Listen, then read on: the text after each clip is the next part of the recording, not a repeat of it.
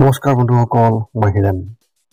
আজি আপোনালোকক এই ভিডিঅ'টোৰ জৰিয়তে আগবঢ়াইছোঁ যে আপোনালোকৰ এই 2025 বৰ্ষৰ এই মাহটোত বৃশ্চিক ৰাশিৰ ব্যক্তিসকলে কেনেধৰণৰ ফলাফল লাভ কৰিব তাৰে সম্পূৰ্ণ তথ্য আপোনালোকক এই ভিডিঅ'টোৰ জৰিয়তে আগবঢ়াইছোঁ, যাতে আপোনালোকৰ সঠিক তথ্য লাভ কৰিব পাৰে।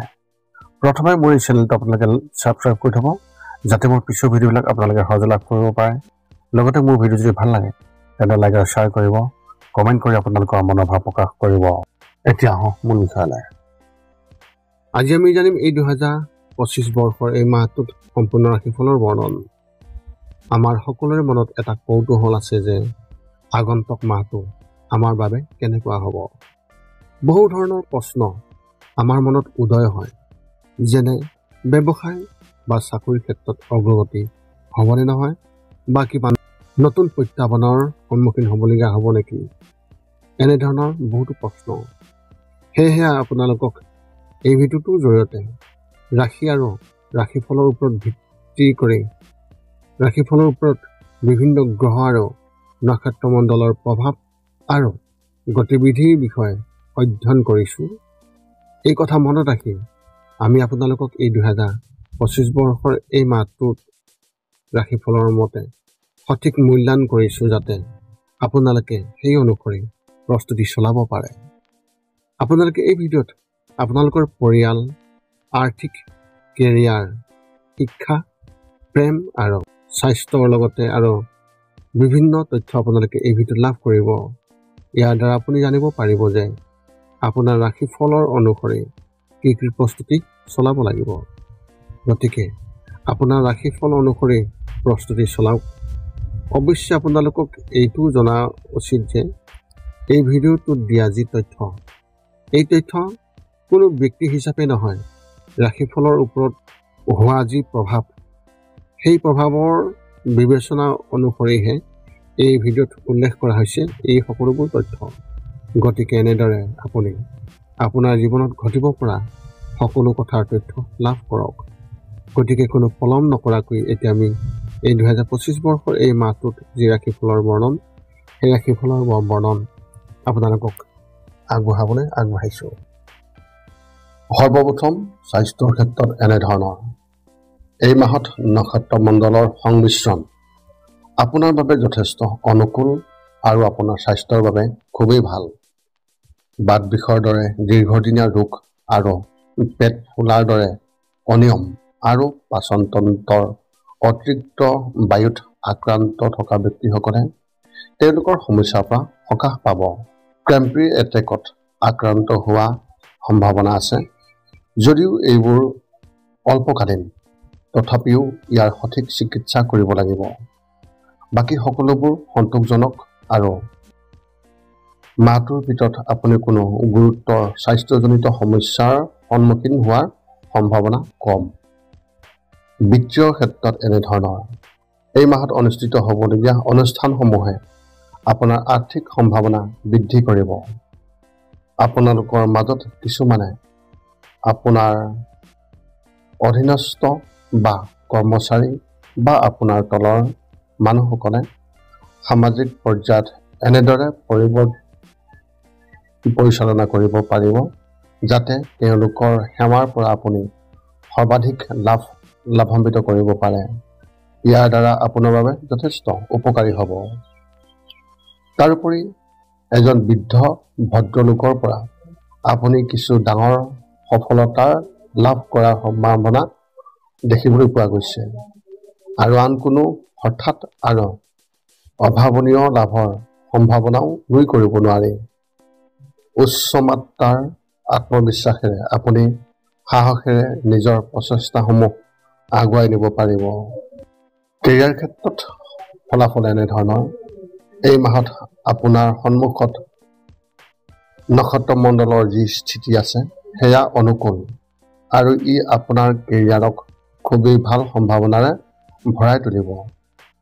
গতিশীল আৰু দক্ষতাৰে নিজৰ লক্ষ্যত উপনীত হ'বলৈ চেষ্টা কৰিব আৰু নিজৰ লক্ষ্যত উপনীত হোৱাৰ দিশত কঠোৰ পৰিশ্ৰম কৰিব। ইয়াৰ দ্বাৰা আপোনালোকৰ বাবে উল্লেখযোগ্য সফলতা লাভ কৰিব। লগতে হ'ব উপকাৰী প্ৰকৃতি ভ্ৰমণ। আটাইতকৈ লাভজনক দিশ হ'ব আপোনাৰ বাবে পশ্চিম দিশ। ব্যৱসায়তেই হওক বা চাকৰিতেই হওক, আপোনালোকৰ সকলোৰে নিজৰ পেছাত যথেষ্ট নিৰাপদ থাকিব। এই সময় বিশেষভাৱে ৰসায়নবিদ আৰু ৰাসায়নিক অভিযন্তাৰ বাবে উপযোগী হ'ব পাৰে। প্ৰকৃতিপ্ৰেমীসকলেও কিছু আমোদজনক কাম কাজ উপভোগ কৰিব পাৰিব। শিক্ষাৰ ক্ষেত্ৰত ফলাফল এনেধৰণৰ। আপোনালোকৰ শিক্ষাৰ ক্ষেত্ৰত যিমান দূৰলৈকে নক্ষত্ৰমণ্ডলৰ স্থিতি বিশেষভাৱে দেখিবলৈ পোৱা গৈছে, সেইফালৰ পৰা আপুনি বিশেষভাৱে শুভ ফল লাভ কৰা দেখিবলৈ পোৱা যাব। আপোনালোকৰ মাজত কিছুমানে এনেদৰে বিৰূপ প্ৰভাৱ পেলোৱাৰ সম্ভাৱনা আছে যে শিক্ষক আৰু উদ্ধতৰ বিষয়ৰ প্ৰতি আত্মনিৰ্ভৰশীল আৰু জেদী হৈ পৰিব। এনে প্ৰৱণতাৰ প্ৰতি আপুনি সাৱধান হোৱাটো উচিত। বহু কষ্টৰ প্ৰয়োজন হ'ব আৰু আপোনালোকৰ বেছিভাগৰে শীৰ্ষত উপনীত হ'বলৈ প্ৰয়োজনীয় প্ৰেৰণাৰ অভাৱ হোৱাটো একেবাৰেই সহায়ক নহয়। ইয়াৰ ফলত আপোনালোকৰ প্ৰচেষ্টাৰ পৰা প্ৰতিযোগিতামূলক প্ৰান্ত নাইকিয়া হ'ব। গতিকে যিকোনো প্ৰতিযোগিতামূলক পৰীক্ষাত অৱতীৰ্ণ হোৱা ব্যক্তিসকলে সফলতা নিশ্চিত কৰিবলৈ কিছু বিশেষ প্ৰশিক্ষণ লোৱা উচিত হ'ব। ভ্ৰমণৰ ক্ষেত্ৰত ফলাফল এনেধৰণৰ। এই মাহত আপোনালোকৰ নক্ষত্ৰমণ্ডলে ভ্ৰমণৰ পৰা কোনো বিশেষ লাভৰ ভৱিষ্যতবাণী কৰা নাই। যাত্ৰাৰ সময়ত আঘাত বা আন কোনো শাৰীৰিক অসুবিধাৰ সম্ভাৱনা আছে। গতিকে সাৱধান হ'ব লাগিব আৰু যিমান পাৰি কম ৰিস্ক ল'ব লাগিব। এই মাহত আপুনি ব্যৱসায়িক বা চাকৰি সম্পৰ্কীয় ভ্ৰমণ কৰিব লাগিব, যিবোৰ সফল নহ'ব আৰু আপুনি আপোনাৰ প্ৰদৰ্শন যিবোৰ লক্ষ্য, সেই লক্ষ্যৰ বহু তলত পাব পাৰে। তদুপৰি মজাৰ বাবে ভ্ৰমণ কৰাটো বৰ প্ৰেৰণাদায়ক নহ'ব। আনকি ভ্ৰমণৰ সময়ত অহা যি নতুন সুযোগ, সেয়াও উপলব্ধ নহ'ব। আটাইতকৈ অনুকূল দিশ হ'ব পাৰে পূব দিশ, যদিও ইয়াৰ দ্বাৰাও আপোনাৰ বিশেষ লাভ নহ'ব। পাৰিবাৰিকৰ ক্ষেত্ৰত ফলাফল এনেধৰণৰ। এই মাহটো আপোনাৰ পৰিয়ালৰ বাবে যথেষ্ট সুখকৰ হ'ব, কাৰণ নক্ষত্ৰমণ্ডলৰ স্থিতি অনুকূল। সম্ভাৱনা আছে যে সামাজিকভাৱে আপোনাৰ তলত কোনোবাই আপোনাৰ পৰিয়ালৰ বাবে কিবা এটা ভাল কাম কৰিব, যিটো অত্যন্ত উপকাৰী বুলি প্ৰমাণিত হ'ব। আপোনালোকৰ মাজত কিছুমানে ভাই ভনীৰ পৰা বহুত সুবিধা পোৱাৰ সম্ভাৱনা আছে। পৰিয়ালটোৰ পৰিৱেশো যথেষ্ট সুখদায়ক আৰু সুখী হ'ব আৰু সদস্যসকলৰ মাজত সম্প্ৰীতি থাকিব। আৰ্থিকভাৱেও আপোনালোক সকলোৱে যথেষ্ট ভাল কৰিব। সামগ্ৰিকভাৱে পৰিয়ালৰ আয় বৃদ্ধি হোৱাটো নিশ্চিত। শিশুৱে পঢ়া শুনা আৰু অন্যান্য পাঠ্যক্ৰমৰ বাহিৰৰ যি কাম কাজ, তাত খুবেই ভাল প্ৰদৰ্শন কৰিব। গতিকে চিন্তাৰ কোনো কথা নাথাকিব। শিশুসকলৰ বাবে ফলাফল এনেধৰণৰ। এই মাহত আপোনাৰ সন্তানৰ ক্ষেত্ৰত কোনো বিশেষ অগ্ৰগতি নহ'ব, কাৰণ নক্ষত্ৰমণ্ডল আপোনালোকৰ বাবে বিশেষ অনুকূল নহয়। অধ্যয়নত উন্নত প্ৰদৰ্শনৰ বাবে এই মাহ অনুকূল নহ'ব। আচলতে পঢ়া শুনাত দুৰ্বলসকলৰ বাবে এই মাহত আগবাঢ়ি যাবলৈ বহু সহায় আৰু উৎসাহৰ প্ৰয়োজন হ'ব পাৰে। কেৱল এয়াই নহয়, তেওঁলোকৰ মাজত স্মাৰ্টসকলেও হয়তো সাধাৰণ ধৰণৰ ফলাফল লাভ কৰিব নোৱাৰিব। কিন্তু যিসকলে কিছুমান ব্যৱহাৰিক ব্যৱসায় বা এপ্ৰেণ্টিছশ্বিপ কৰি আছে, তেওঁলোকে তুলনামূলকভাৱে ভাল প্ৰদৰ্শন কৰিবলৈ সফল হ'ব। বেছিভাগৰে আচৰণো বৰ ভাল নহ'ব, কিয়নো তেওঁলোকে নিজৰ বয়োজ্যেষ্ঠসকলৰ প্ৰতি আগ্ৰহ আৰু সন্মান খুবেই কম দেখুৱাব পাৰিব। এতিয়া আপুনি সকলো তথ্য লাভ কৰাৰ পিছত এই 5টা কাম কৰিবলৈ আপুনি যিমান পাৰি চেষ্টা কৰক। সৰ্বপ্ৰথমটো হৈছে আপুনি আপোনাৰ শৰীৰটো সুস্থ কৰি ৰাখিবলৈ দৈনিক যোগাসন কৰক, য'ত মূলতঃ 10 মিনিটৰ বাবে ওমকাৰ মন্ত্ৰ, 10 মিনিটৰ বাবে কপালভাতি আৰু 10 মিনিটৰ বাবে অনুলোম বিলোম। ইয়াৰ লগে লগে আপোনাৰ শাৰীৰিক আৰু মানসিক স্বাস্থ্য একেবাৰে নিখুঁত হৈ থাকিব।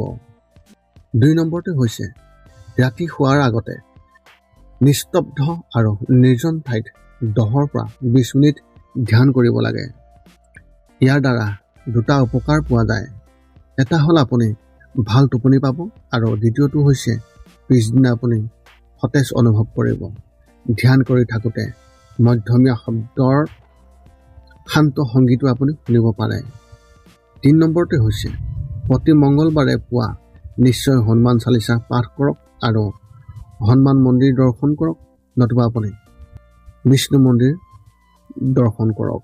ইয়াৰ দ্বাৰা আপোনাৰ আৰু আপোনাৰ পৰিয়ালৰ যিকোনো সদস্যৰ সংকট দূৰ হ'ব আৰু সদায় সুখ আৰু শান্তি থাকিব। 4 নম্বৰটো হৈছে ঘৰৰ বাহিৰত গৰু আৰু কুকুৰক প্ৰতিদিনে আপুনি পাৰিলে খাদ্য খুৱাব লাগে।